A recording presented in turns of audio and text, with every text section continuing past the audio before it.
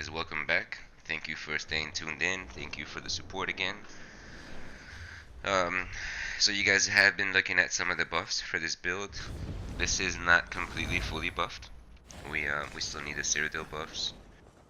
Overall, the stamina recovery is a little over 4k. Magicka recovery is at about 1,000, and we have low recovery because we are a vampire. We can run two different setups if you don't have the Maelstrom weapons. You can switch your sets around, your gear, and I think it'll benefit you as far as the monster set goes because we are not running a monster set for this build.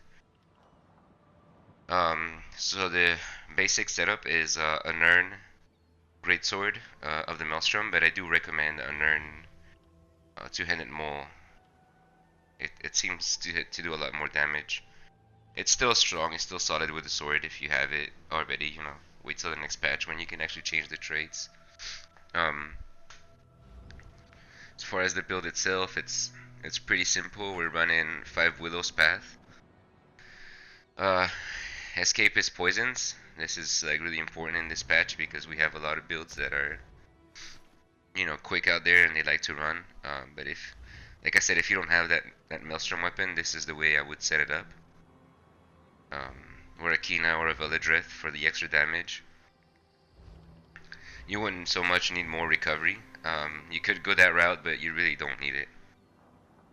So it's 5 Willow's Path, and we are running 5 Bone Pirate as well with this build.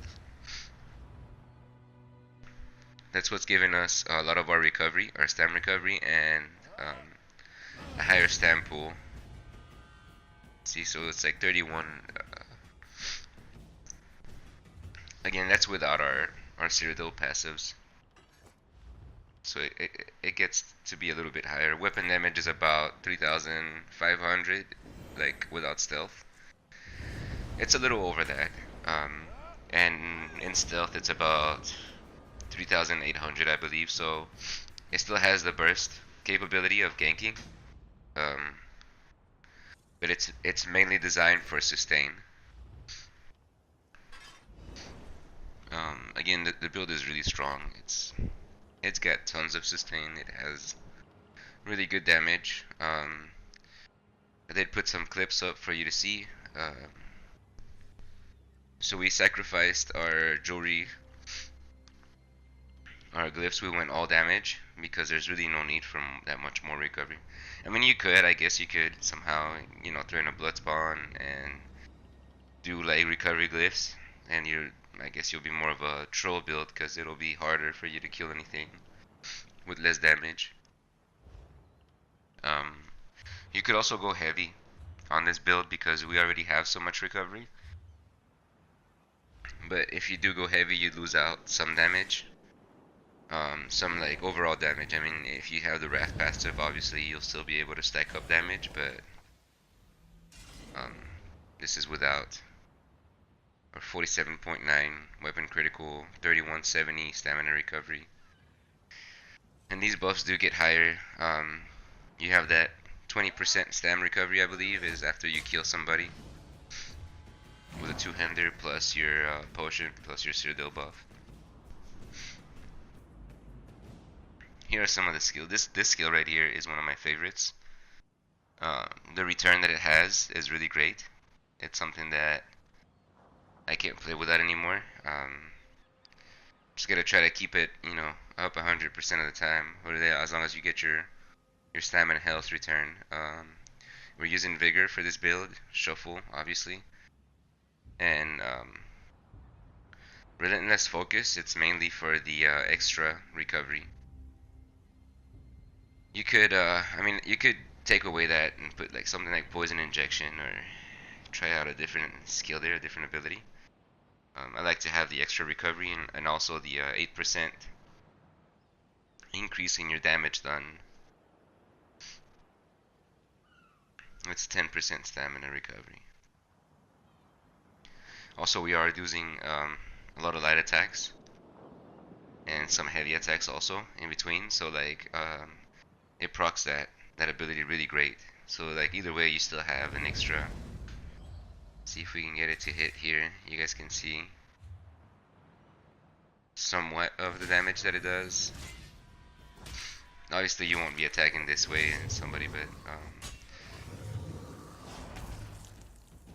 so it's about 10k non-crit damage. So it's still, you know, an extra ace up your sleeve. For the back bar ultimate, I wasn't too sure what to use. We used Bats 1 for a while, but it wasn't like as effective. I mean, we don't really use the back ulti that much. But if you had to have one, I believe Dawnbreaker of Smiting is really great because it has that knockback. So in case you're getting overcrowded and overrun, you can hit this, get that knockback, and kind of take a step back. You know, cloak up and recenter yourself before you continue the attack. Our main bar, our two-hander bar, is pretty basic. We have our rally, ambush. Ambush is an empowerment. It lets you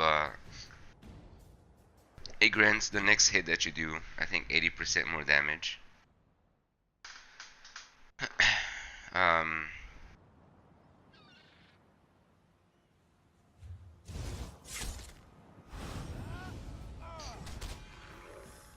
So yeah, you can see the heavy attack damage also is pretty high on crit. So we have ambush, rally, executioner, or execute is the two-hander one, reverse slice. I didn't really use the Nightblade one because for some reason, well, this one has like an AoE, like a splash damage, and it also procs on an enemy at higher health than the other one. So I don't know, that might just be more preference, but I really prefer reverse slice better. Surprise attack is our spammable. It's a really great ability. It also reduces the target's armor, you know, and obviously we have fear, where you're using mass hysteria. Now there's a passive that goes with this ability that's really good, which increases your physical and spell resistance after you use it. That's one of the biggest reasons it's good to have it also. So let's see if we can find that passive real quick so you guys can see it. Here it is. So casting a shadow ability, so you can see our stats.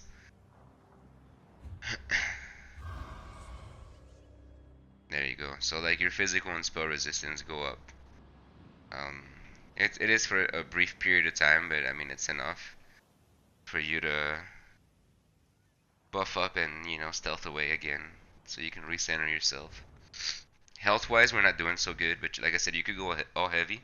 You won't be losing out so much on your recovery, but you are probably going to be losing out more on your damage. If you do go heavy, you'll have more health, make you a little bit tankier. One thing I don't have is my Undaunted passives yet, so hopefully we're gonna be able to break that and get a little bit more stam, maybe get to our 38, 39k stam. So make sure you do have your Undaunted passives. We are red guard for this build. See, we have our light, medium, and heavy passives, even though we're not running 511 yet because it's kind of useless.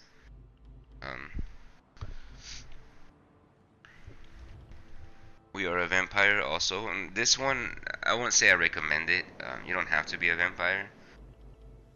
Originally, this was my gank build, and so I used vampire for the stealth passive.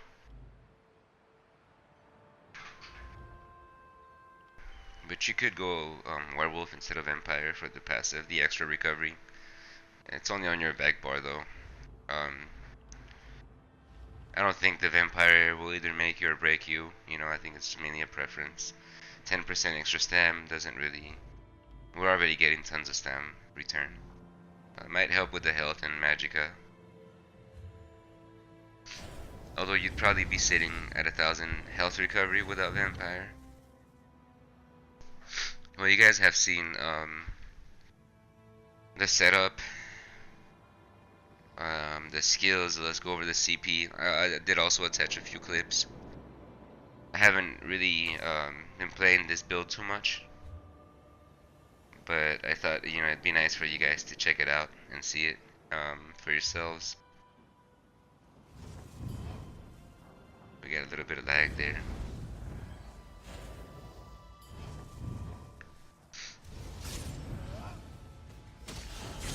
Trying to see if you guys can see the number. We didn't really crit that time. It doesn't crit, 100% of the time, but it does have strong crit damage.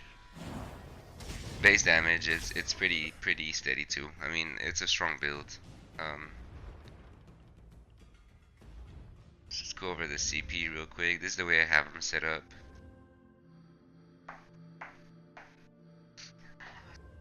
So this, you can probably make adjustments to it, to the CP. I'm not sure if there's going to be any big changes on the next patch for this. But for now, this is pretty much the way we've been running it. We've put a lot into piercing. We were using a great sword, we're not using the mole. Therefore, we need a little bit more physical penetration. We put a lot into precise skill to get our crit damage higher. Even though we're not constantly critting, but when we do, we want that to be, one of those, oh crap, I better heal myself and back up type deals. Oh, that's pretty much it. Sorry I've been a little off lately. I ended up with having some kind of nasty flu. Bad virus going around here. I hope you guys enjoy it. You'll see how tanky the build is, how great it is with heals. We are using a powered bow on our back bar. I prefer the powered because of that heal. That heal is really good. But you could potentially, change that trade up a little bit. But like I said, I hope you guys do enjoy it, and